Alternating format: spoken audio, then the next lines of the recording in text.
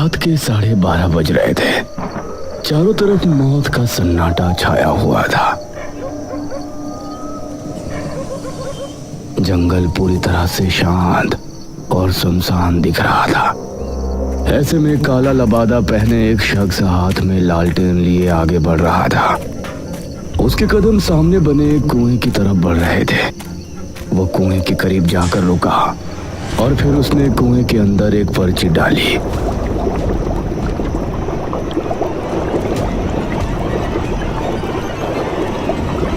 उसने जलता हुआ लालटेन भी कुएं में फेंक दिया और उसके बाद तेज कदमों के साथ वहां से ऐसे भाग निकला जैसे कि अचानक कोई बड़ा खतरा वहां आ पहुंचा हो।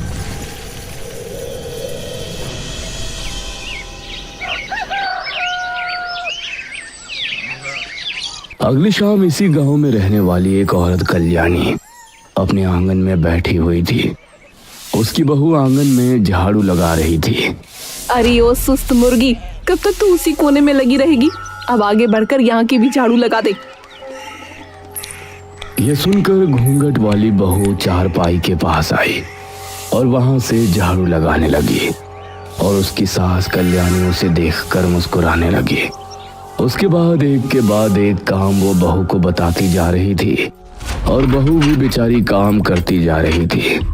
कल्याणी इसी तरह से अपनी बहू पर अत्याचार करती थी और बहू बेचारी अपने घर को बसाने के लिए उसकी हर एक बात माना करती।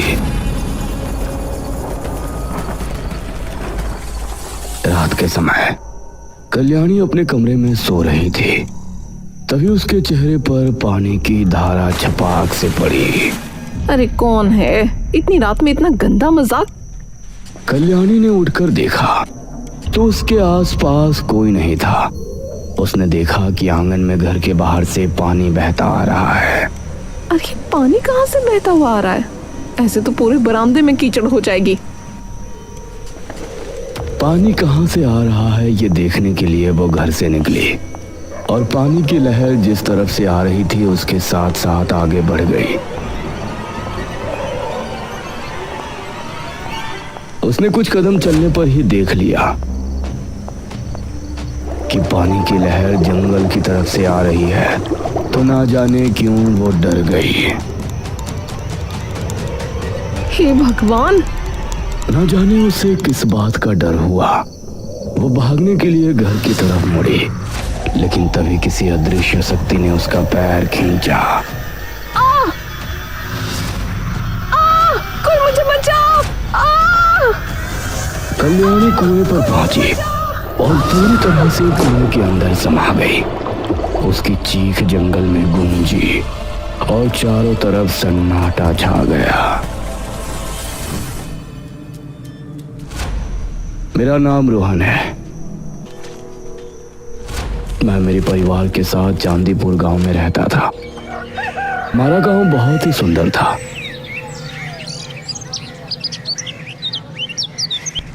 और हमें यहाँ रहते हुए किसी तरह की कोई परेशानी नहीं होती थी। मेरे दादा और दादी सरूरपुर गांव में रहते थे और वो हर महीने मुझसे मिलने आया करते थे। दादाजी, दादी जी,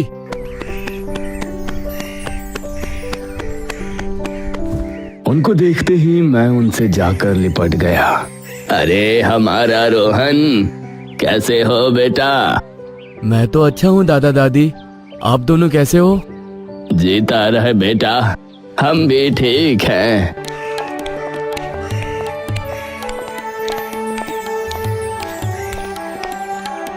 उन्होंने काफी देर तक मुझसे और मम्मी पापा से बात की और मैंने इस बार भी उनसे वही सवाल किया जो मैं हर बार उनसे किया करता था। दादाजी, मैं आपसे हर बार आपके गांव चलने की बात करता हूँ, लेकिन आप मुझे लेकर नहीं जाते हैं। लेकिन आज आपका कोई बहाना नहीं चलेगा। ये सुनकर दादा और दादी दोनों के चेहरे पर गंभीरता के भाव नजर आए और दादा बोले, ठीक है रोहन बेटा, इस बार तो नहीं, लेकिन अगली बार जब हम तुमसे मिलने आएंगे तो तुमको अपने गांव लेकर चलेंगे। दादाजी, अब फिर से? अरे रोहन बेटा, परेशान मत हो। अगर दादाजी आपको लेने नहीं आए तो मैं और तुम्हारे पापा हम तुमको दादाजी के गांव लेकर चलेंगे।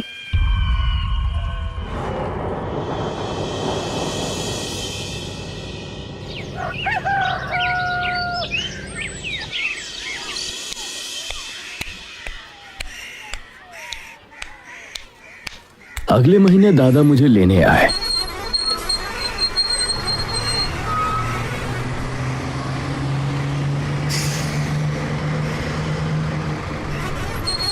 और मैं उनके साथ उनके गांव सरूरपुर आ गया। उनका गांव भी बहुत सुंदर था। पूरे दिन उन्होंने मुझे घुमाया फिराया।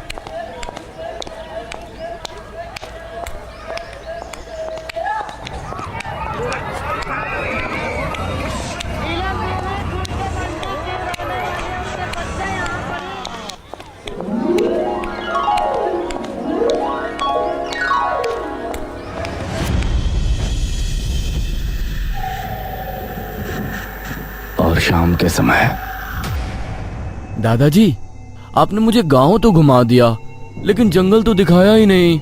मुझे जंगल भी ले चलिए ना। जंगल का नाम सुनकर दादा दादी के चेहरे का रंग उड़ सा गया और दादा बोले, अब बेटा, जंगल का क्या देखना? जंगल तो हर एक गांव का एक जैसा ही होता है।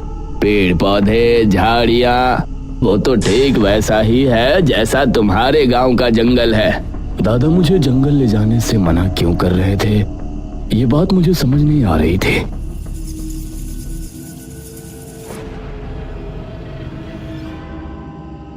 रात होने पर हम सभी आंगन में खाट बिछाए सो रहे थे। तकरीबन 12:30 बजे मुझे एक आवाज सुनाई दी। रोहन, रोहन। यह आवाज सुनकर मैं उठा और इधर उधर नजरें दौड़ाई तो मुझे आसपास कोई नजर नहीं आया। रोहन इधर आओ, मैं यहाँ हूँ। मैं खाट से उठा और दादा को जगाने ही वाला था कि तभी, रोहन, अगर तुमने किसी को भी जगाया तो मैं चली जाऊंगी। तुमको जंगल घूमना था ना, मैं तुमको जंगल घुमाऊंगी। यह सुनकर मेरे चेहरे पर खुशी छलक आई।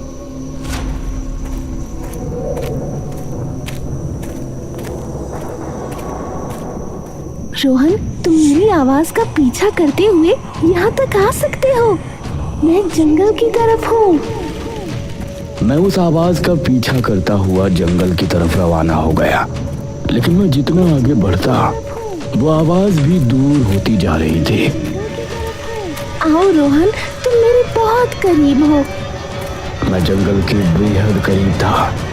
तभी किसी ने मेरे कंधे पर पीछे से हाथ रखा। रोहन, यहाँ क्या कर रहे हो? दादाजी, वो मैं। चलो घर चलो, इतनी रात में यहाँ घूम रहे हो, तुमको डर नहीं लगता?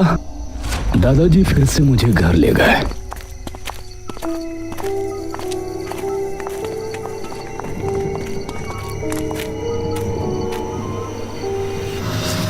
लेकिन मेरे मन में अभी भी वही बात चल रही थी कि जो आवाज मुझे सुनाई दे रही थी, आखिर वो किसकी थी?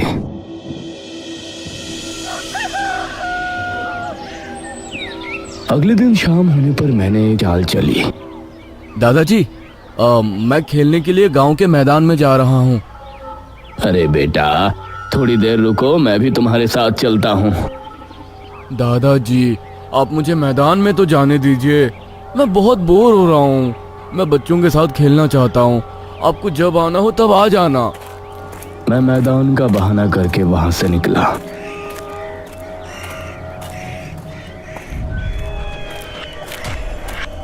शाम ढलने लगी थी और अब मध्यम अंधेरा शुरू हो गया था। मेरे कदम अपने आप ही जंगल की तरफ बढ़ रहे थे। तभी मेरे सामने एक आदमी आकर रुका। अरे, तुम तो मोहन के पोते हो ना? जी काका, आप कौन? मैं तुम्हारे दादा का दोस्त हूँ। तुम यहाँ क्या कर रहे हो? काका जी, मुझे जंगल में घूमने का मन था। आप मुझे जंगल घुमा लाइए ना। जंगल में घूमना तुम्हारे लिए ठीक नहीं है। वहाँ एक कुआं है। कुआं है? लेकिन कुआं तो हमारे गांव में भी है। उससे खतरे की क्या बात है? हमारे गांव का कुआं कोई आम कुआं नहीं है। उसके पास तो मुझ जैसे बूढ़े और गांव के जवान भी जाने की हिम्मत नहीं करते। लेकिन ऐसा क्यों काका? वो सब तुम मत सोचो बेटा, बस इतना समझ लो और जंगल में जाने का विचार छोड़ दो। और ठीक है काका। चलो मैं तुमको घर छोड़ देता हूँ।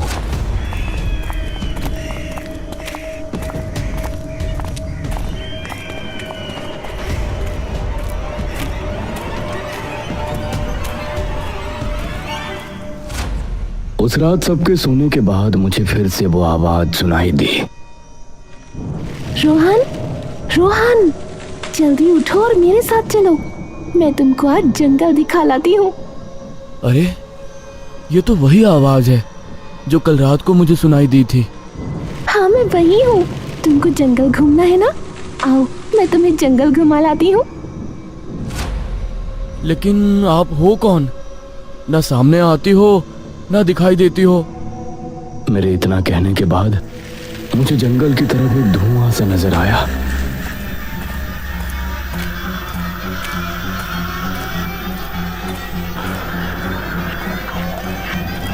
कुछ कदम बढ़ाने के बाद मुझे धुएं के अंदर एक धुंधला अक्स नजर आ रहा था, जिससे समझ आ रहा था कि वो कोई औरत है जिसने काली साड़ी पहनी हुई है।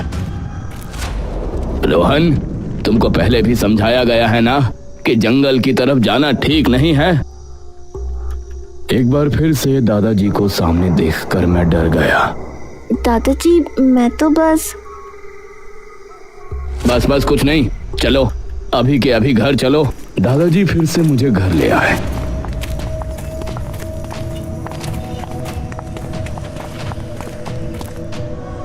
लेकिन मेरे मन में अब जंगल जाने की उत्सुकता और बढ़ गई थी।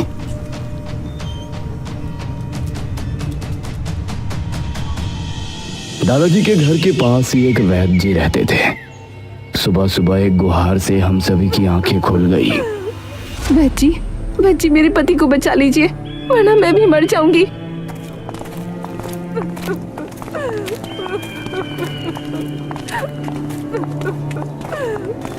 एक औरत अपने पति के साथ वैद्य जी के घर के बाहर बैठी थी।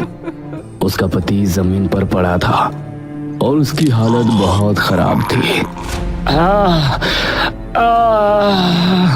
अरे क्या हुआ इसको? इनको खून की उल्टियां हो रही हैं वैद्य जी, कल से कई हो चुकी हैं। इसे जल्दी अंदर लेकर जाओ। मेरे दादा और गांव के एक आदमी ने आगे बढ़कर उसके पति को सहारा दिया और उसे वैद्य जी के घर के अंदर ले गए। मैं भी उनके पीछे घर के अंदर पहुंच गया। ये इसके साथ कब से हो रहा है? वैद्य जी, कल सुबह से ही इनके साथ ये हो रहा है। जब से अब तक न जाने कितनी उल्टियां कर चुके हैं। घबराओ नहीं, मैं इसकी दवा कर देता हूँ। वैद्य ने काफी समय लगाकर उसके लिए दवा बनाई।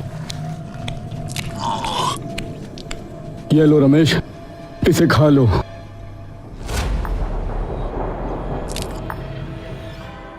दवा खाने के बाद कुछ देर बाद ही रमेश अपने पैरों पर आ गया और उसकी चीख पुकारें खत्म हो गईं। शुक्रिया वैद्य जी। इसे मिर्ची वाला कोई भी खाना मत देना।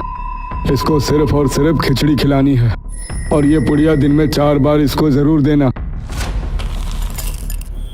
जी वैद्य जी। चंद्रावती अपने पति रमेश को लेकर अपने घर चली गई।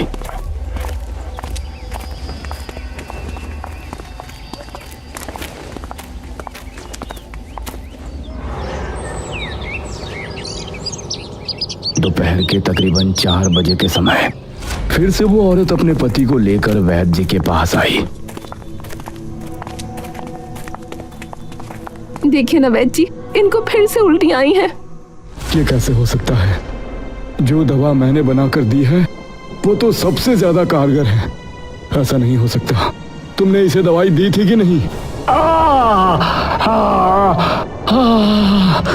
रमेश जमीन पर गिरकर तड़पने लगा और उसकी आंखें लाल लाल चमक उठी। अरे बाप रे, ये इसे क्या हो रहा है? अब वैद्य जी भी उसकी तबीयत देखकर हैरान रह गए थे। वैद्य जी, कुछ कीजिए ना। माफ करना, मुझे कुछ समझ में नहीं आ रहा कि इसे कौन सी मर्ज है। इसे अब कोई नहीं बचा सकता। वैद्य जी की बात सुनकर उसकी पत्नी क्रोधित हो गई। वैद्य, तू कहता है कि मेरे पति को अब कोई नहीं बचा पाएगा? तो देखना, मेरे रमेश जिंदा रहेंगे और मैं इनको बचा कर ही रहूंगी।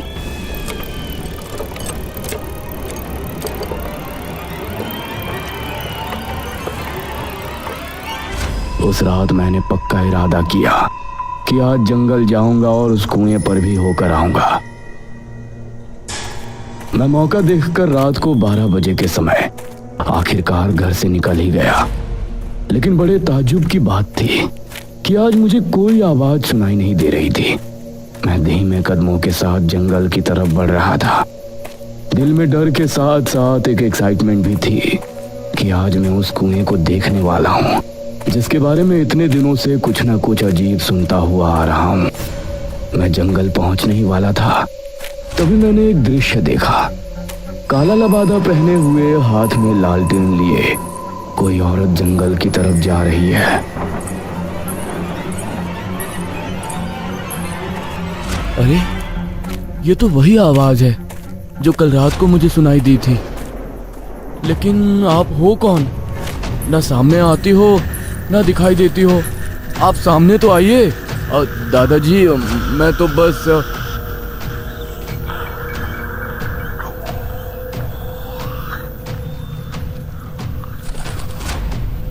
वो उस कुएं के पास जाकर रुक गई।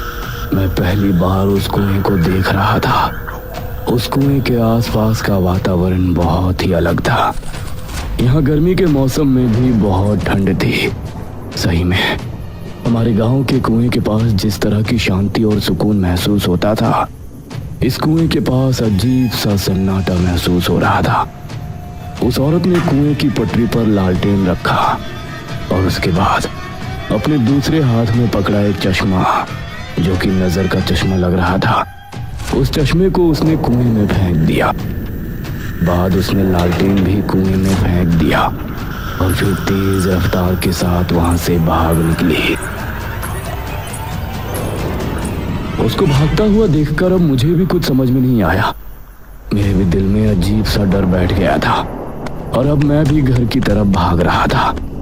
कुछ ही देर में मैं घर पहुंचा। मेरी सांसें बुरी तरह से फूली हुई थी। कुछ भी समझ में नहीं आ रहा था। तभी दादाजी खांसने लगे।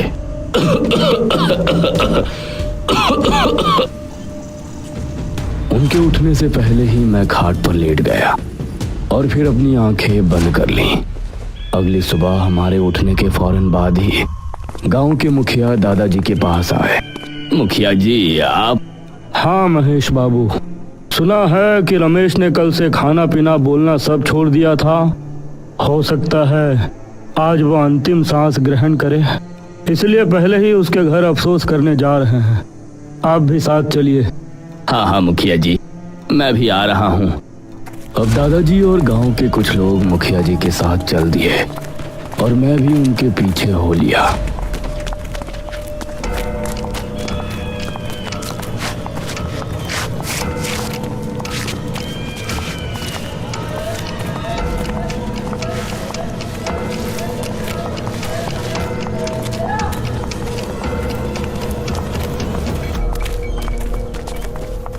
सभी रमेश के घर पहुंचे तो उन्होंने पाया कि रमेश अपनी पत्नी के साथ आंगन में बैठा हुआ है और एकदम सही सलामत नजर आ रहा है। अरे रमेश, तुम? जी मुखिया जी, आइए बैठिए। तुम ठीक कैसे हुए? ये सब तो भगवान। बस चुप रहिए। चंद्रावती ने उसकी बात बीच में ही काटते हुए कहा। मैंने कहा था ना कि मेरे रमेश को कुछ नहीं होगा। नतीजा आप देख सकते हैं। यह सुनकर वैद्य जी हैरान रह गए। नहीं, यह नहीं हो सकता। लगातार इतनी खून की उल्टियां करने के बाद कोई भी इंसान कभी नहीं बच सकता। यह असंभव है। तो क्या कहना चाहते हैं आप? यहाँ मेरे पति की आत्मा बैठी है। सरपंच जी, गांव के एक आदमी ने उंगली से रमेश के घर की चौखट की तरफ इशारा किया तो सबने देखा कि उसकी चौखट पर एक मटकी लटकी हुई है। ये क्या? उस मटकी को देखकर मुखिया और मेरे दादाजी समेत सभी गांव के लोग हैरान रह गए। ये तुमने बिल्कुल भी ठीक नहीं किया चंद्रावती, बिल्कुल भी ठीक नहीं किया। मेरे पति के बचने पर मुझे धन्यवाद देने की जगह आप लोग ये कह रहे हैं कि मैंने ठीक नहीं किया। चंद्रावती की बात से मैं भी सहमत था। भला उस औरत के पति के जिंदा बचने की खबर से सभी गांव वाले हैरान क्यों थे? मुखिया ने सबसे ना जाने क्या कहा। उस दिन से शाम होते ही गांव पूरी तरह से खाली हो जाता। सभी ने शाम में घर से निकलना भी बंद कर दिया और गांव के कुछ लोग हाथ में हल्दी की गांठें लिए हुए गांव की गलियों में घूमते और कोई बाहर दिख जाता तो उसे उसके घर छोड़कर आते।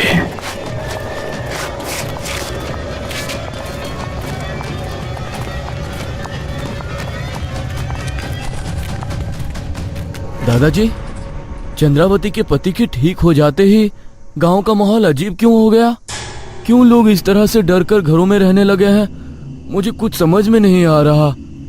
बेटा रोहन, तुम मुझसे वादा करो कि तुम इस बारे में कोई सवाल नहीं करोगे। तुम कभी भी जंगल में जाने की सोचोगे भी नहीं। जी दादाजी। मैंने दादाजी की हाँ में हाँ मिला दी, लेकिन अब मेरे मन में कई सवाल उठ रहे थे। कुएं के साथ साथ अब मुझे ये भी जानना था कि वो औरत कौन थी और इस तरह गांव के लोग चंद्रावती को किस बात का दोषी मान रहे थे। रोहन, रोहन, मेरे पास आओ, मैं आज तुमको जंगल घुमा लाती हूँ। रोहन, रोहन, मेरे पास आओ, मैं आज तुमको जंगल घुमा लाती हूँ।